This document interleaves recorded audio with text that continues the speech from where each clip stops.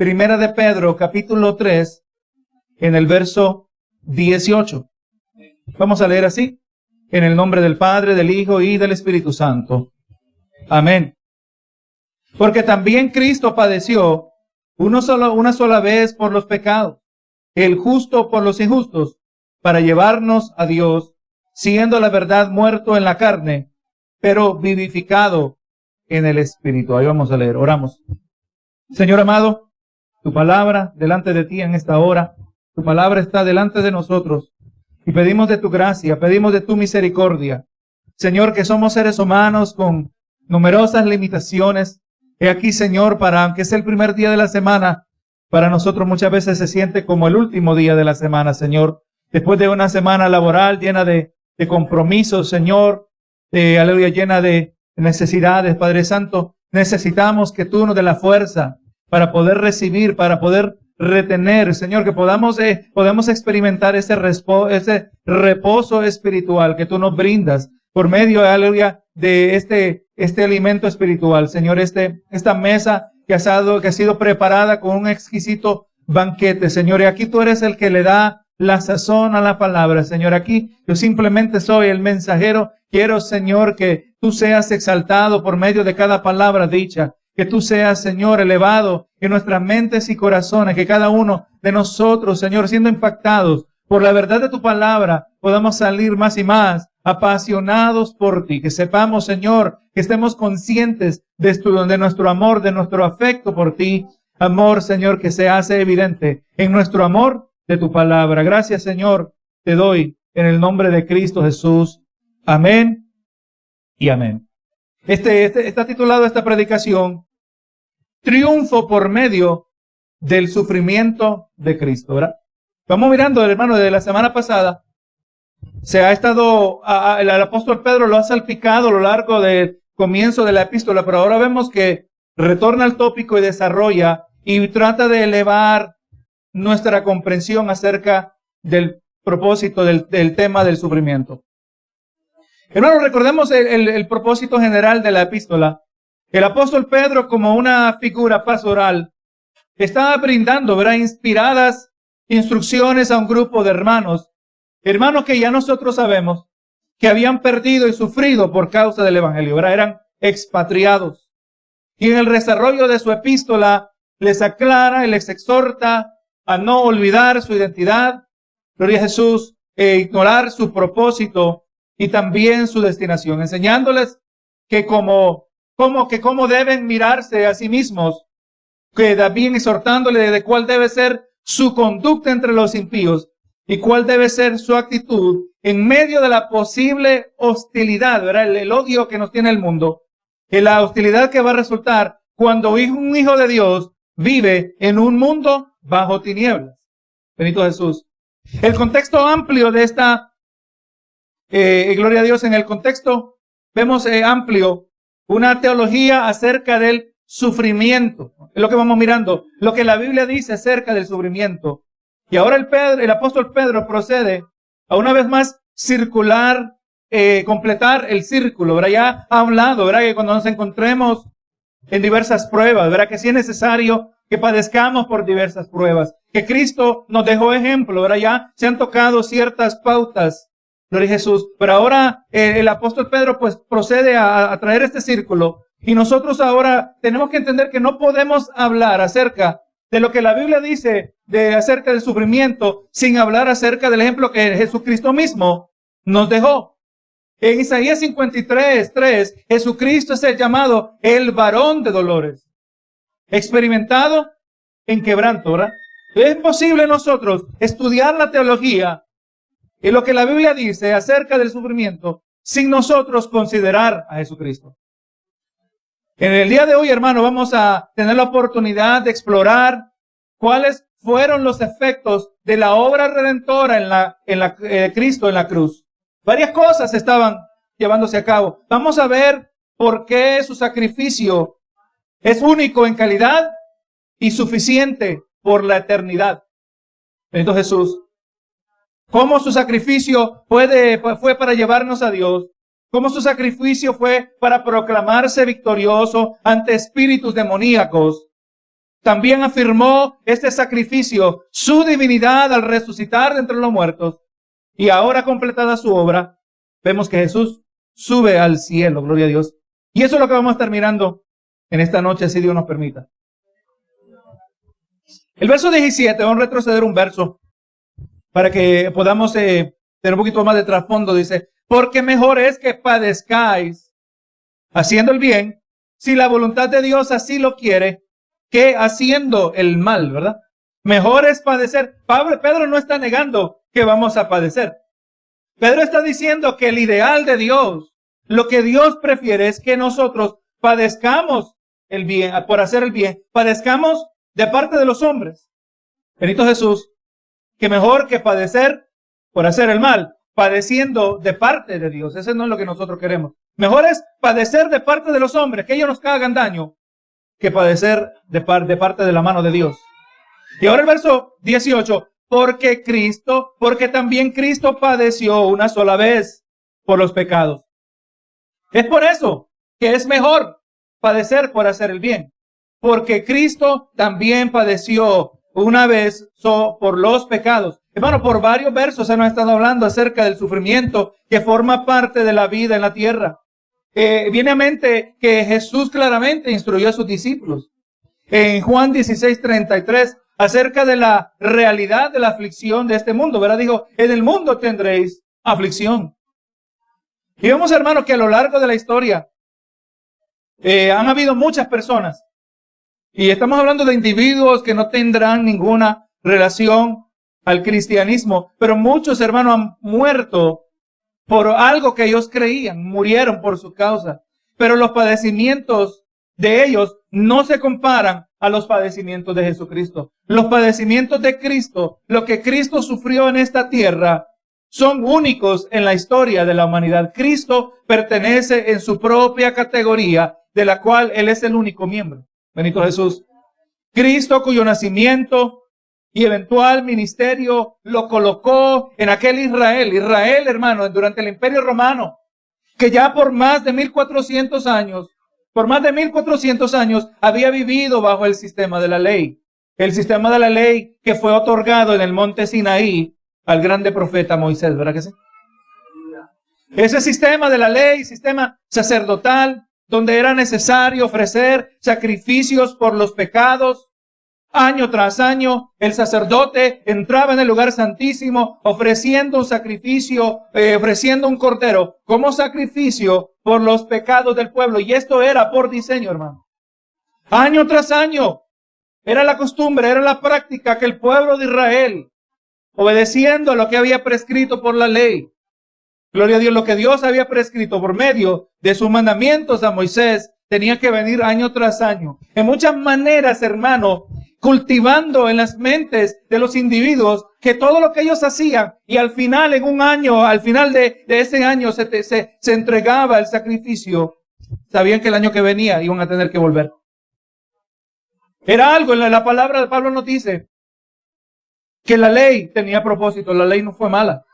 Su propósito de la ley, el propósito de la ley era de demostrar la insuficiencia del humano para por medio de sus obras poder estar bien delante de Dios. Todo lo que hagamos nosotros, aleluya, no importa lo que hagamos, por bueno que sea el esfuerzo que hagamos, siempre estaremos cortos. ¿Verdad que sí? El pueblo ofrecía sacrificio, el sumo sacerdote lo hacía por un año, pero ese sacrificio era de corto alcance. El año que venía tenían que hacerlo otra vez. La ley tenía el propósito, dice, que era para señalar el pecado, pero la ley nunca fue diseñada para salvar. La ley también fue diseñada, dice, como ayo, como un maestro, como un tutor, un disciplinario, cuya meta era de preparar al heredero para un día recibir la herencia. Y el pueblo de Israel, aleluya, estaba en este sistema por 1400 años y quizás generaciones tras generaciones. Ahora, en el tiempo del imperio humano, habían personas que anhelaban genuinamente el Salvador. Aquel sistema sacerdotal, gloria a Jesús, durante este tiempo en el imperio romano, y vemos, hermano, que este era el anuncio de Juan el Bautista. que en medio de su mensaje muy conocido, un mensaje donde él llamaba al oyente al arrepentimiento, él también proclamaba una importante revelación de parte de Dios por medio de Jesucristo.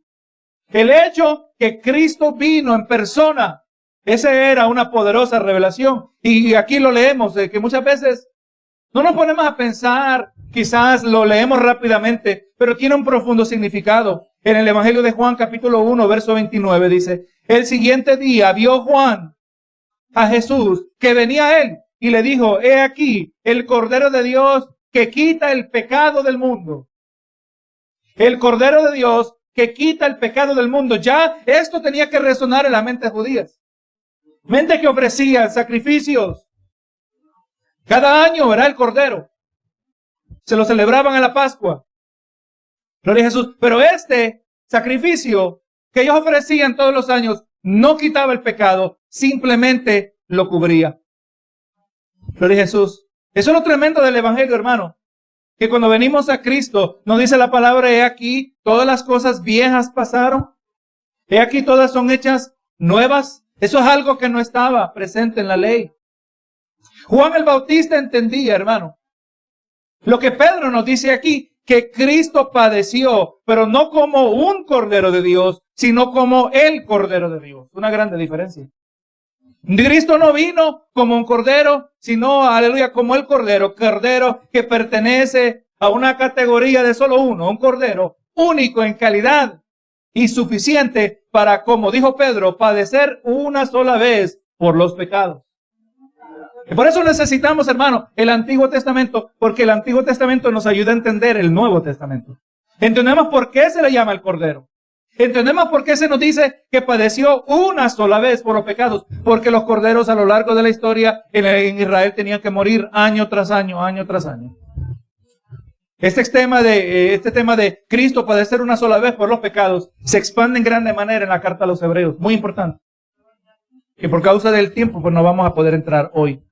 Hermano, en otras palabras estamos diciendo que el sacrificio de Cristo que padeció una sola vez por los pecados, que como Juan dijo, Juan el Bautista, que quita el pecado del mundo, ¿verdad?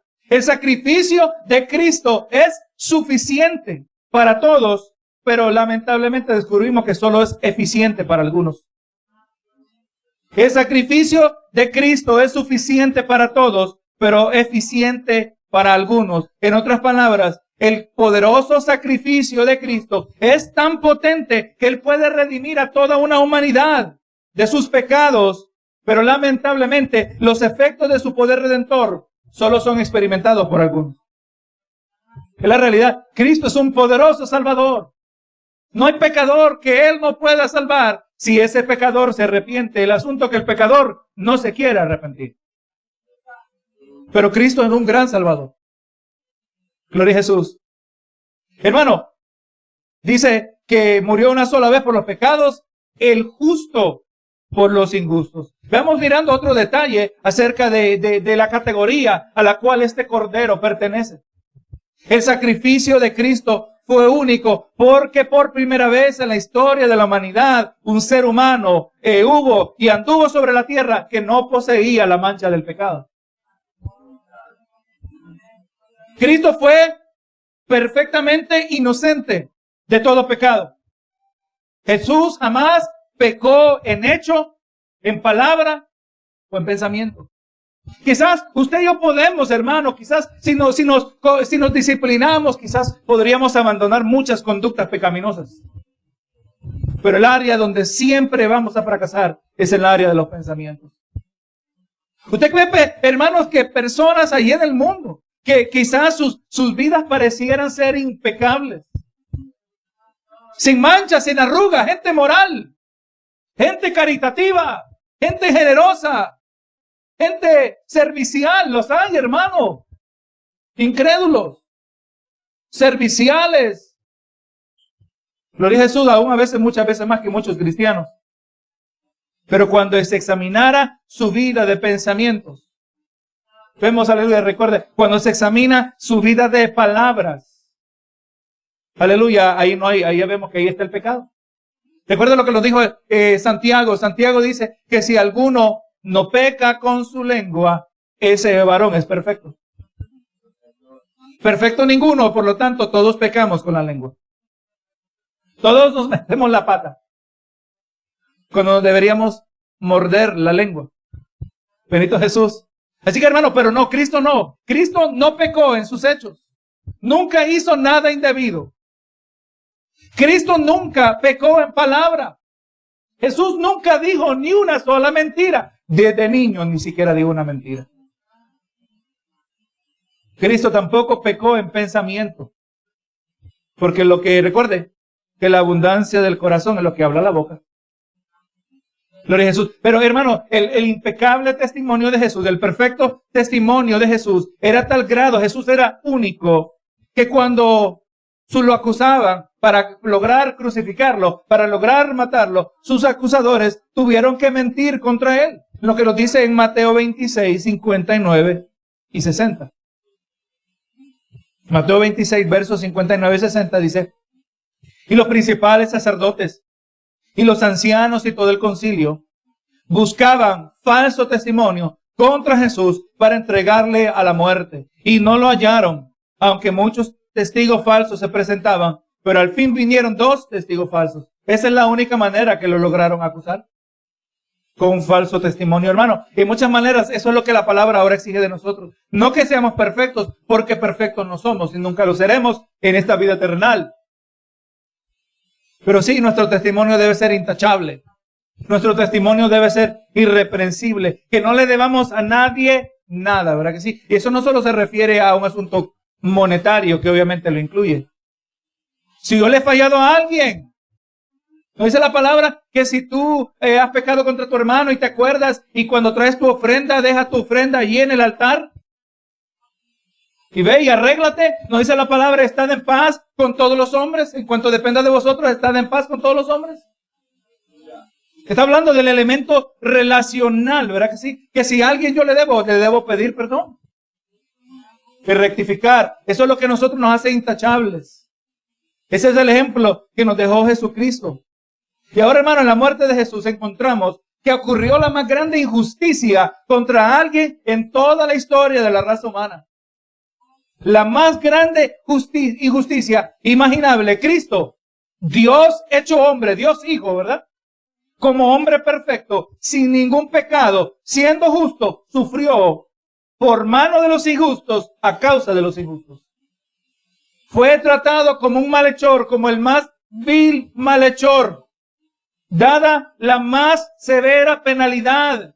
Una tortura tan grande que se le hizo a Jesús, que de ahí, hermano, se saca una de las palabras más duras para hablar de dolor. Dice que era un dolor excruciante. El dolor excruciante tiene la palabra cruz en él.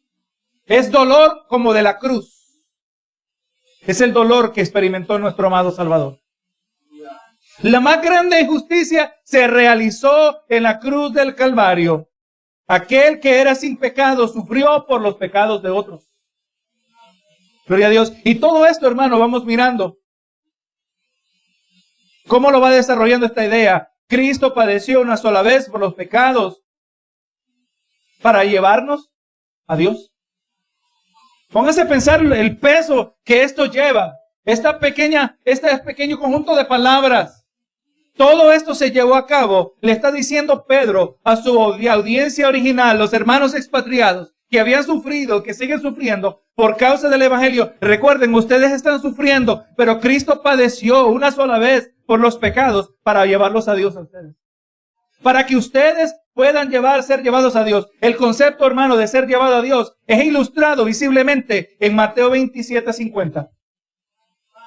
Y verso 51 dice: mas Jesús, habiendo otra vez clamado a gran voz, estamos hablando de la cruz, entregó el Espíritu. Y aquí el velo del templo se rasgó en dos, de arriba abajo, y la tierra tembló y las rocas se partieron.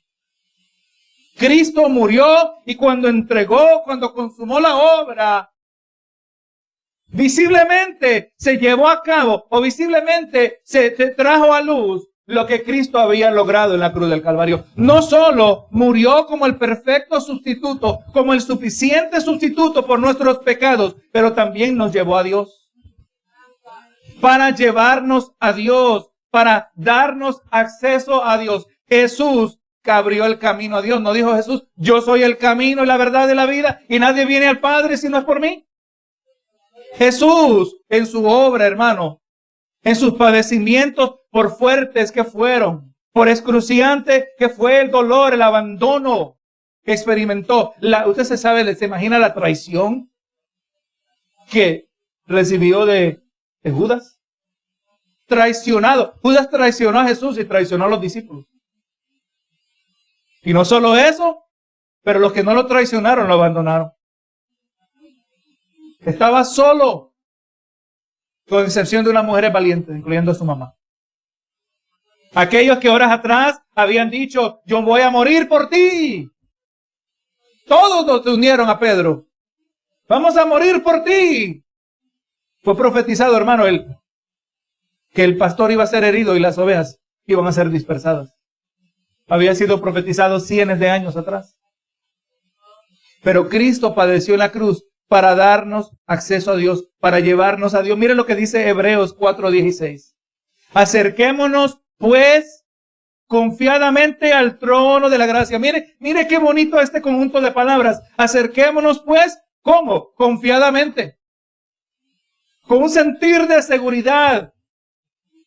¿Cómo nos acercamos? Confiadamente al trono de la gracia, para alcanzar misericordia y hallar gracia para el oportuno socorro. Cristo hizo a Dios Padre, lo hizo accesible, hermano. Antes era el sacerdote, el mediador, que tenía que entrar detrás de ese velo que dividía el lugar santo del lugar santísimo, el lugar santísimo donde estaba el arca del pacto, un artefacto sumamente misterioso, intimidante, ¿verdad? Porque si alguien abría el arca para ver su contenido, esa persona moría. Si alguien tocaba el arca cuando no le correspondía, era uno de los levitas que tenía que cargar el arca usando unas varas. Como era en el caso de Usa, ¿verdad? Que murió sin remedio, murió instantáneamente. Fue cortado, hermano, al lado del velo. En muchas maneras el arca representaba en un lugar de proximidad lo que el monte Sinaí representaba para el pueblo en el desierto. Porque si el sacerdote entraba al otro lado de ese velo y no se había purificado, él también iba a morir instantáneamente. Mire los elementos mortales que estaban allí. Dentro del lugar santísimo estaba el incienso, el perfume, cuya receta Dios se la dio a Moisés y dijo que si alguien copiaba esta receta para sí mismo, iba a morir también. Hermano, ese asunto del lugar santísimo, decía la gente: qué bueno que solo es el sacerdote que entra, el sumo sacerdote. Y ahora Cristo, con su muerte, cortó el velo en dos. Ya no vas a morir, en otras palabras, ¿verdad? Ahora puedes ser santificado. Ahora volvemos a lo que Pedro nos dice: vosotros sois real sacerdocio. Es lo que estamos hablando, ¿verdad? Que cuando se dice que somos sacerdotes, quiere decir que tenemos acceso a Dios, que podemos entrar al otro lado del velo, que podemos entrar a una dimensión de intimidad con Dios. Por eso Cristo murió, para llevarnos a Dios. ¿Qué estamos haciendo nosotros con ese nivel de acceso, hermano? Estamos utilizándolo. Estamos derramando nuestras almas delante de Él. Estamos buscando que Él nos muestre su voluntad a través de su palabra. Estamos buscando la guía de su Espíritu en nuestro diario vivir para cumplir los propósitos para los cuales Él nos llamó.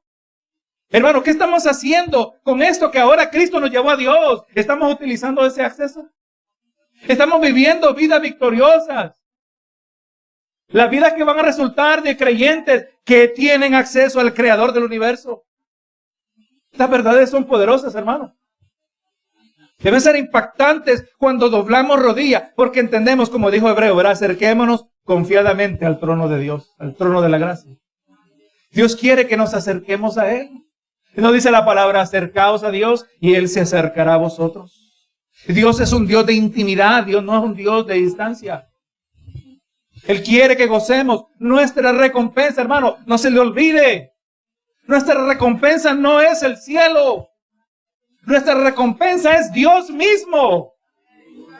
Dios mismo es nuestra recompensa. ¿Cómo vamos a estar apasionados por la recompensa que Dios tiene para nosotros en la gloria venidera si no estamos apasionados por Él en la vida presente?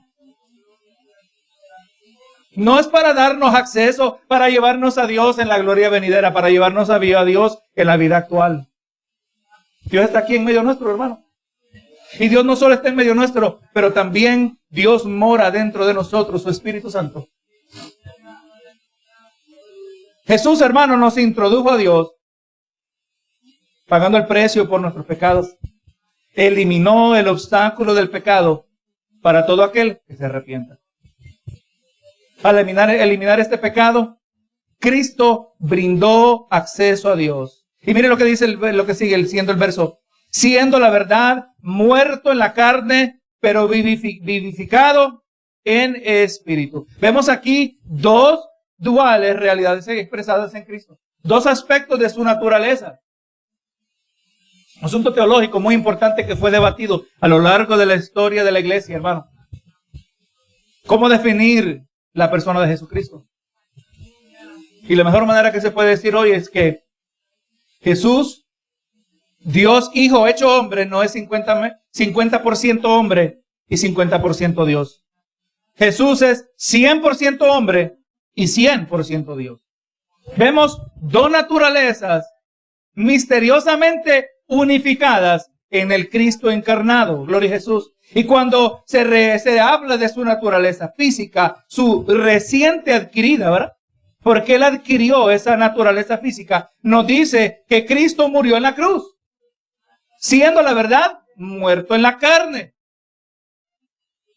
Cristo Jesús. Pedro afirma que los padecimientos y los sacrificios de Cristo en la cruz fueron reales. Jesús experimentó el dolor excruciante de la cruz de la misma manera que lo experimentaron los dos ladrones, de la misma manera que usted y yo lo hubiéramos sentido si nosotros hubiésemos sido clavados en la cruz del Calvario. Si nosotros hubiéramos tenido que pagar por nuestros propios pecados, hubiéramos sentido el mismo dolor que experimentó Jesús. Nada menos.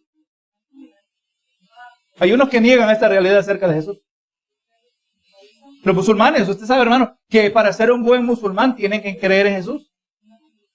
Pero para creer en Jesús, como buenos musulmanes, tienen que creer también que Cristo no murió en la cruz.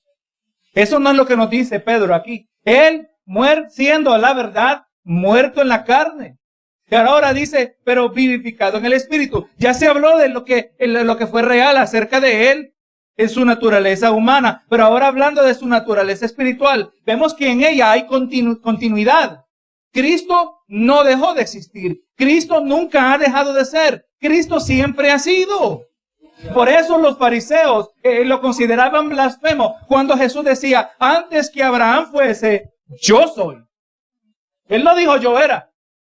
Ahí no había mala gramática. Dijo, yo soy. Cristo siempre ha sido, porque Cristo es Dios, hermano. Y Dios, aleluya, ha sido por siempre. Dios no tiene comienzo, no tiene fin.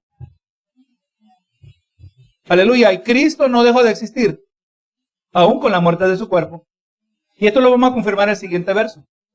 Así que, hermano, en esta primera parte de este verso, miramos en el verso 18 que Cristo padeció para llevarnos a Dios. Ahora en este siguiente verso, vamos a mirar que Cristo padeció, aleluya, y el triunfo de Jesucristo se manifestó cuando lo que hubo proclamando a los espíritus. Dice el verso 19, en el cual también fue y predicó a los espíritus encarcelados. En el cual, ¿qué es en el cual? En el cual se está hablando del espíritu vivificado. En el espíritu fue y predicó a los espíritus encarcelados. ¿Dónde estaba Jesús cuando murió? La pregunta, una pregunta buena. Jesús, hermano, vamos entendiendo que en su espíritu, y escuche bien la palabra que se usa aquí, estamos en 1 de Pedro 3:19, en el cual, gloria a Jesús, también fue y predicó. Amén. No es que fue enviado, no es que, aleluya, fue obligado a ir, sino que fue y predicó a los espíritus encarcelados. ¿Dónde es que fue a predicar? A la profundidad de la tierra. Jesús, hermano, no fue al infierno en el sentido que fue al lugar de tormento para sufrir el infierno por nosotros, como dice la errada predicadora Joyce Myers. Cristo no fue a sufrir en la cruz. Cristo, hermanos, aleluya, pagó la penalidad. Perdón, Cristo no fue a sufrir en el infierno, pero porque Cristo pagó la penalidad por el pecado en la cruz.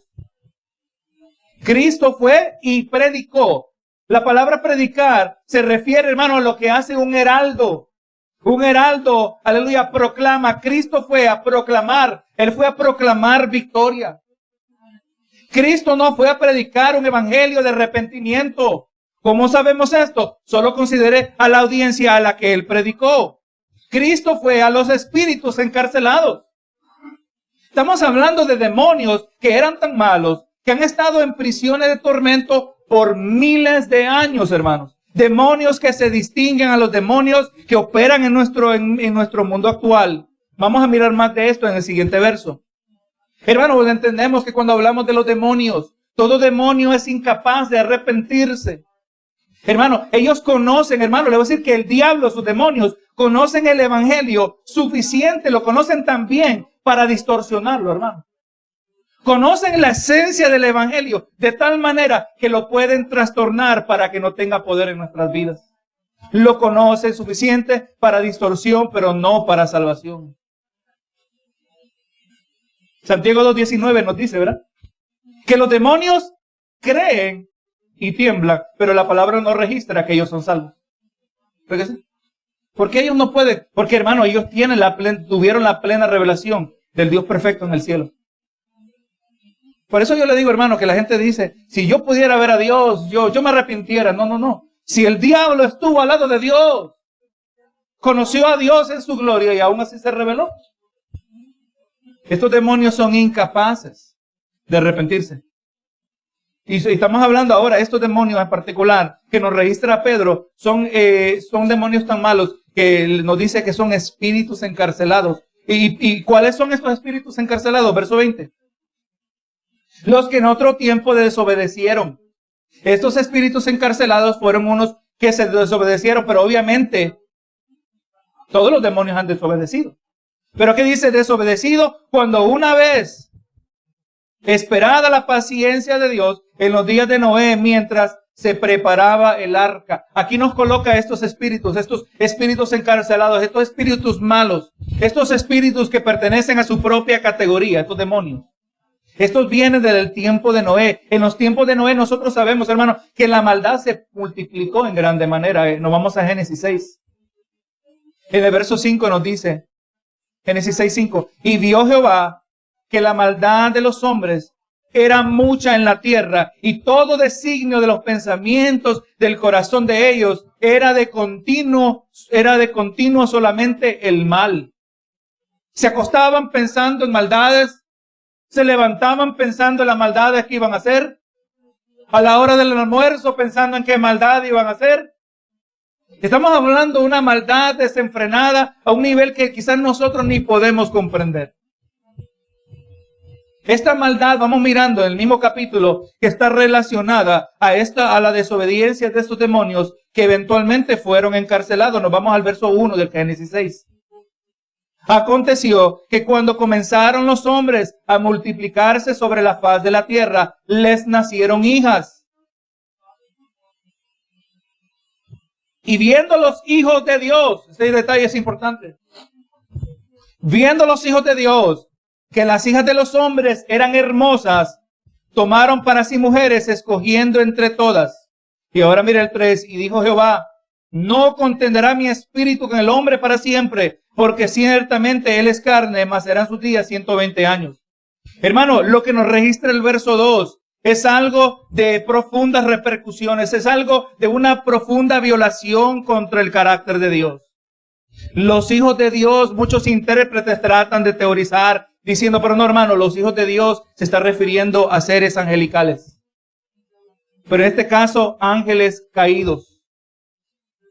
Gloria a Jesús.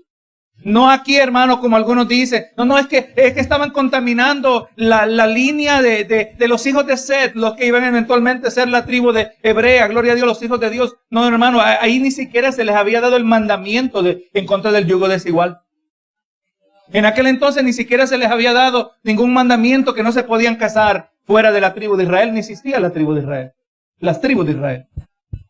Los hijos de Dios, hermano, estamos entendiendo, tiene sentido que se refiere, hermano, a demonios, ángeles caídos. Y aquí, hermano, es donde lo mejor que podemos hacer es la imaginación. ¿En qué manera se iba a efectuar, gloria a Jesús, lo que ellos se habían juntado, estos seres demoníacos, en el más simple caso, usando a seres humanos, hombres poseídos por estos demonios tan malos? Pero el resultado fue tan perverso, porque de esta unión entre hombres quizás poseídos por demonios, unidos con mujeres, gloria a Jesús, y los hijos que nacieron en la perversión delante de Dios. Hermano, una obra que resultó en una corrupción de la raza humana. Hijos, hermano, estaba escuchando un comentarista. Este comentarista opinaba que los hijos que nacían de esta unión, es posible que hasta quizás nacían poseídos por demonios. Esto es posible que explica por qué los hombres pensaban a tal grado sobre la maldad. Gloria a Jesús. Hermano, este texto parece indicarnos de que esta obra satánica, de que de esta unión satánica, ¿verdad?, nacieron hombres de guerra y de renombre. Mire el verso 4 de Génesis 6. Dice, había gigantes en la tierra en aquellos días. Nosotros no podemos ignorar el hecho que en este contexto se nos mencionan gigantes. Aparentemente, de esta unión satánica, fuese como se llevó a cabo, produjo individuos fuera de lo normal. Eran gigantes. Gloria a Dios. El código genético humano había sido corrupto, hermano. Hermano, se cree que lo que Satanás estaba tratando era de corromper la línea que iba eventualmente a producir al Salvador. Quería contaminarla a tal grado. Pero sabemos que de esta unión entre lo diabólico, lo satánico y mujeres terrenales, gloria a Dios, nacieron gigantes. Aparentemente nacieron gigantes, los que se llaman Nefilim en otras partes de la Biblia. Y dice también después que se llegaron los hijos de Dios a las hijas de los hombres, les engendraron hijos. Estos fueron los valientes desde la antigüedad y fueron varones de renombre. Para individuos que pareciera que eran como guerreros. Y aquí menciono en breve, uno de los más peculiares y más reconocidos es Nimrod. Nimrod, un personaje muy peculiar en la Biblia. El que estaba detrás de la construcción de la Torre de Babel. Pero lo interesante, que para nosotros pareciera ridícula la idea de hacer un rascacielos que pueda llegar a la presencia de Dios. Nosotros nos riéramos de la idea, ¿verdad? De la noción de que alguien puede hacer un edificio tan alto que pueda alcanzar a Dios. Pero lo interesante es que en el libro de Génesis nos dice que Dios mismo dice que lo que ellos se han determinado lo van a lograr. ¿Qué es lo que estaba mirando Nimrod en el ámbito espiritual? Gloria a Jesús. Bien interesante y que producen muchas más preguntas que contestaciones. Pero obviamente, hermano, lo que estaba ocurriendo en el libro de Génesis, en los tiempos, en los días de Noé, interesante, porque también la palabra nos habla que en los últimos tiempos será como en los días de Noé. ¿Verdad que sí? Que la gente va a vivir su vida cotidiana, comprarán, venderán, comerán, se casarán, se darán en casamiento. ¿Será posible que también incluya este elemento de esa multiplicación de la maldad? ¿No dice la palabra que a raíz de la maldad el amor de muchos se enfriará? Estamos mirando quizás un empuje satánico en detrás de todo esto, ¿verdad? Pero estos demonios abandonaron los límites establecidos por Dios y esto resultó en su encarcelamiento desde los tiempos de Noé. Demonios tan malos, hermano, como dijimos, que han sido encarcelados desde el tiempo de Noé. Miren lo que dice Judas. Judas 1:6. Y a los ángeles que no guardaron su dignidad, sino que abandonaron su propia morada, los ha guardado bajo oscuridad en prisiones eternas para el juicio del gran día. Estos ángeles encarcelados, estos demonios encarcelados, estos espíritus encarcelados, están encarcelados por toda la eternidad, nunca van a ser sueltos. Entonces, hermano, tan malo era el tiempo.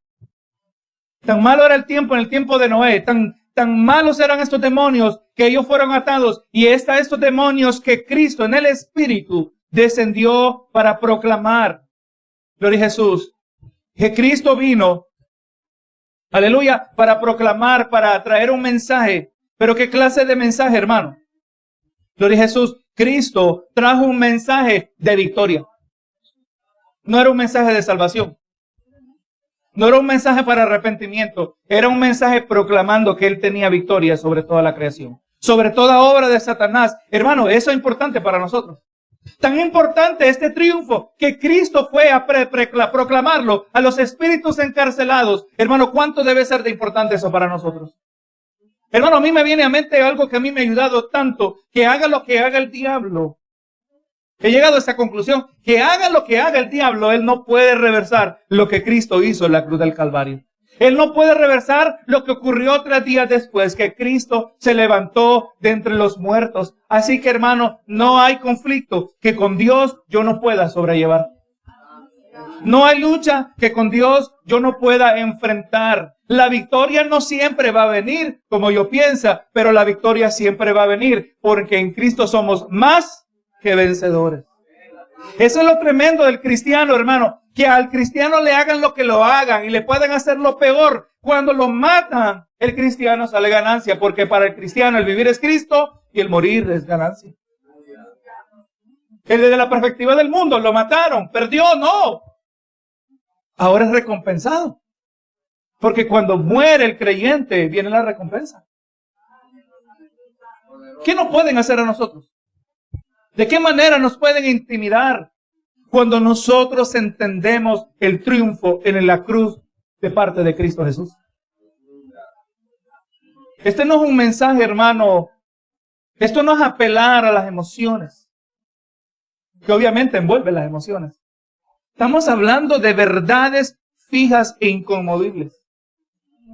¿Se sienta bonito usted o no se sienta bonito? ¿Se siente espiritual o no se siente espiritual? ¿Se sienta cercano o no se sienta cercano? Cristo murió y fue victorioso en la cruz del Calvario. Esto no cambia. Es incambiable. Y es posible, decía un comentarista, que quizás se habrá llegado la noticia que habían matado a Cristo. Y quizás estos demonios tan malos, diciendo lo lograron matar. ¿Verdad? Estamos especulando. Y celebrando ellos, lo lograron matar a aquel que nos ató desde los días de Noé. Y ahora aparece Cristo, dice, yo lo vencí a ustedes también. Hermano, y Satanás celebrando la victoria es cuando experimentó su más grande derrota, ¿verdad que sí? Hermano, porque los malos celebran cuando lo malo le ocurre a los buenos, ¿verdad que sí? No, pero nada malo había pasado. Cristo había traído una redención a una escala que había dado por primera vez a la humanidad para que fuésemos llevados a Dios. Para que tengamos acceso, para que podamos doblar rodilla y que Dios nos escucha como hijos de Dios. Que Dios atiende las oraciones de sus hijos obedientes. Porque cuando pedimos alguna cosa conforme a su voluntad, Él nos oye. Él nos atiende. Tan malo era el tiempo, en el tiempo de estos espíritus encarcelados, que solo dice en el cual unas pocas personas, es decir 8, fueran salvas por agua. Tanta era la maldad, que en todo el mundo, hermano, solo 8 fueron salvos. Solo en esta iglesia yo creo que estamos mejor que en los tiempos de Noé. Y sabemos que hay remanente fiel a lo largo del mundo, ¿verdad que sí? Gloria a Jesús. Verso 21. Entonces ya miramos, hermano, el efecto donde Cristo padeció una vez por todas. Padeció para llevarnos a Dios. En el verso 19 vimos que hizo una proclamación de triunfo sobre los espíritus. Ahora en el verso 21 vemos, gloria a Dios, que resucitó entre los muertos. Esta resurrección es una afirmación. Así que, hermano, los padecimientos de Cristo, vemos el verso 21, dice, el bautismo que corresponde a esto ahora nos salva, no quitando las inmundicias de la carne, sino como la aspiración de una buena conciencia hacia Dios por la resurrección de Jesucristo. Así que, hermano, los padecimientos de Cristo han tenido impacto sobre nosotros Pero de igual importancia, de igual impacto debe ser para nosotros su resurrección. Cristo padeció, pero la historia se queda a la mitad. El asunto se queda sin resolución si Cristo no resucitó. La resurrección siendo el evento que eliminó toda duda acerca de la identidad de Jesucristo. Cristo no estaba loco. Cristo era verdaderamente quien Él decía que era. Cristo dijo que Él nadie le quitaba la vida, sino que Él la ponía y la volvía a tomar. Cristo afirmó que Él era Dios cuando perdonó pecados, porque solo Dios puede perdonar pecados. Cristo era Dios y lo mostró, como nos dice Romanos 1:4, que fue declarado Hijo de Dios con poder. No, aleluya, simplemente un buen profeta, pero Hijo de Dios, y Hijo de Dios con poder, según el Espíritu de Santidad, por la resurrección de entre los muertos. Usted se imagina el poder que fue envuelto para tomar un cuerpo que ya estaba en estado de decomposición. Y ahora resucitar en un cuerpo perfectamente glorificado, sin las limitaciones de nuestro cuerpo actual. Siempre había sido ese cuerpo sin la mancha del pecado, pero ahora un estado glorificado. Aleluya, que nos inspira, porque eso es lo que nos espera a cada uno de nosotros. No se preocupa que le duele la rodilla. No se le preocupe de todos los achaques y dolores que se acumulan a lo largo de los años. Un día, aleluya, todo eso va a desvanecer y vamos a tener un cuerpo perfecto. Para gloria de nuestro Padre Celestial. Cristo verdaderamente era quien dijo que era. Porque resucitó de entre los muertos. Vemos, hermanos, que Noé y su familia tuvieron cierta relación al agua. ¿Cuál era su relación al agua? Para ellos el agua significó juicio de Dios.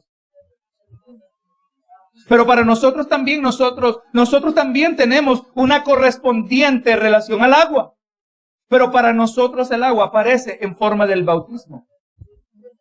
El bautismo, como Pedro nos dijo, un bautismo no que quita las inmundicias de la carne. Este bautismo no es para ser salvo. Este bautismo, nuestra relación al agua, el bautismo, sirve como evidencia, como testimonio público de compromiso y arrepentimiento. Hermano, evidencia de una buena conciencia hacia Dios, como nos dijo Pedro. En los tiempos de los mundos, de aquellos demonios que fueron encarcelados. En el tiempo de Noé, él tuvo una idea acerca de lo que el agua representaba. No llovía en aquel entonces. Nosotros también el agua es importante porque el agua bautismal es un público testimonio de una limpia, de una buena conciencia hacia Dios. Unas vidas que han sido transformadas. Corazones que han sido liberados. Gloria a Jesús, hermano, Cristo en la cruz. Su obra redentora, su resurrección, produciendo en nosotros un nuevo nacimiento. No solo nos elimina a nosotros del poder del pecado, pero también nos libra de la culpabilidad del pecado. Cuando usted, aleluya, es perdonado por Cristo, dice la palabra que si el Hijo os libertare, seréis verdaderamente libres. Juan 8:32. Hermano, uno genuinamente se siente libre. Genuinamente la carga, la culpabilidad del pecado es quitada de nuestros hombros. Y ahora podemos vivir vidas victoriosas en Cristo Jesús. Y si me matan, yo sigo siendo victorioso. Y si salgo experimentando pérdidas terrenales, aleluya, como los expatriados en el tiempo de Pedro, yo también sigo siendo más que vencedor. Y yo voy a terminar mi carrera. Y voy a continuar en la trayectoria de mi peregrinaje siendo extraño en esta tierra. Y si me matan en el camino, yo salí ganando. Si pierdo en el camino, yo salgo ganando porque todo lo hago para Cristo Jesús. Hermano, estas son palabras también de ese continuo aliento que nos da el apóstol. A nosotros, audiencia moderna. Y aquí como último, hermano, parte de la obra redentora. Jesús subió al cielo. Verso 22. ¿Quién, habiendo subido al cielo, está a la diestra de Dios? Jesús recobró su correspondiente lugar a la diestra del Padre. Hermano, y esta expresión también afirma la divinidad de Jesús. Mire lo que dice Juan 17. Capítulo 17 de Juan se conoce como la oración sacerdotal de Jesús. Juan 17:5 dice: ahora pues, Padre, glorifícame tú al lado tuyo con aquella gloria que tuve contigo antes que el mundo fuese. Jesús es Dios. Lo mostró en su resurrección, lo mostró en esta oración, lo muestra Pedro ahora declarando que Cristo subió a la diestra del Padre. Gloria a Jesús dice, y a Él están sujetos ángeles, autoridades y potestades. Ahora en el cielo también afirma su autoridad divina. Hermano, esa misma autoridad que estaba presente en el día de la crucifixión. Mateo 26, 51. Dice, pero uno, este es Pedro también, pero uno de los que estaban con Jesús extendió la mano, sacó la espada e hiriendo a un siervo del sumo sacerdote, le quitó la oreja. Pedro, ¿verdad? Eso suena como Pedro. Entonces Jesús le dijo, vuelve tu espada a su lugar. ¿Qué más, hermano? Recuerde, Jesús que dijo que compraran espada. Vuelve tu espada a su lugar, porque todos los que tomen espada, a espada perecerán. ¿Acaso piensas que no puedo ahora orar a mi Padre y que Él no me daría 12 legiones de ángeles? Hermano, Jesús estuvo en perfecto control sobre todo evento que eventualmente llevó a la crucifixión. Es más, si usted lee en la última semana antes de ser crucificado, Cristo empezó a instigar, empezó a hurgar el hormiguero, a alborotar más odio de parte de los fariseos y los escribas. Él lo hizo, hermano, todo eso porque estaba en perfecto control. En ningún momento Jesús fue víctima, porque Él hizo la voluntad del Padre. Y de eso aprendemos algo nosotros también, hermano. Como hijo de Dios, usted asegúrese que usted está haciendo la voluntad de Dios. Que usted está en la perfecta voluntad de Dios. Que su diario vivir es dirigido por el Espíritu. Y pase lo que pase. Haga lo que haga el maligno. Haga lo que haga el hombre. Pierda lo que pierda. Sufra lo que sufra. Si usted está haciendo la voluntad de Dios, aunque muera, usted jamás ha sido víctima. Usted siempre será victorioso. Jesús estaba en control y Jesús está en control también de todo elemento, todo aspecto de la vida de sus hijos. Nosotros en sus manos estamos seguros. Y así como Jesús en su voluntad tenía acceso a 12 legiones de ángeles, a miles y miles de ángeles que en un instante podrían haber eliminado a todos estos malhechores. Pero Jesús tenía que llegar a la cruz. Porque Jesús tenía que darnos acceso al Padre. Pero Jesús tenía que llevarnos a Dios. Pero que Jesús tenía que llevar a cabo la obra redentora en la cruz del Calvario. Una obra, un sacrificio tan potente para poder salvar a todo el mundo. Aleluya. Pero lamentablemente eficiente sobre solo algunos.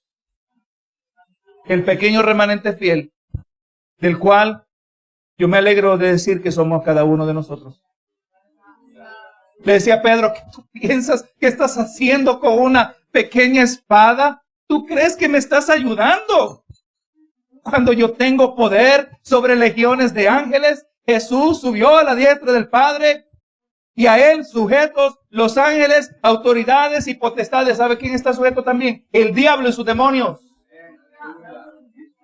Los demonios saben, hermano, recuerden la escena de cuando Jesús se baja de la embarcación y se encuentra ahí aparece el endemoniado gadareno, endemoniado, poseído por una legión, ¿verdad? De ángeles, de demonios. Y los demonios ahí, por malos que eran, atormentaban esta vida. Y ellos saben lo que les espera. ¿Por qué has venido de tiempo? ¿Por qué has venido antes de tiempo para enviarnos al abismo? El lugar de tormento.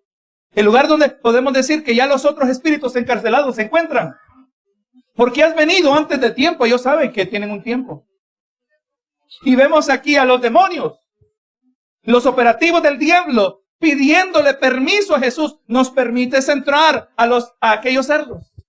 Hermano, Jesús tiene potestad y a Él están sujetos ángeles, autoridades y potestades. El diablo cuando hace sus obras como malhechor, el diablo tiene que pedir permiso. Recuerde eso, hermano. Ese es el Cristo que nosotros servimos. Ese es el verdadero evangelio. El evangelio que es cristocéntrico. El evangelio que eleva no al hombre, pero eleva a Jesús. El mensaje que proclama Jesús sentado en el trono, soberano sobre todo aspecto de la creación, y nosotros somos sus hijos. Ese es Jesús, hermano.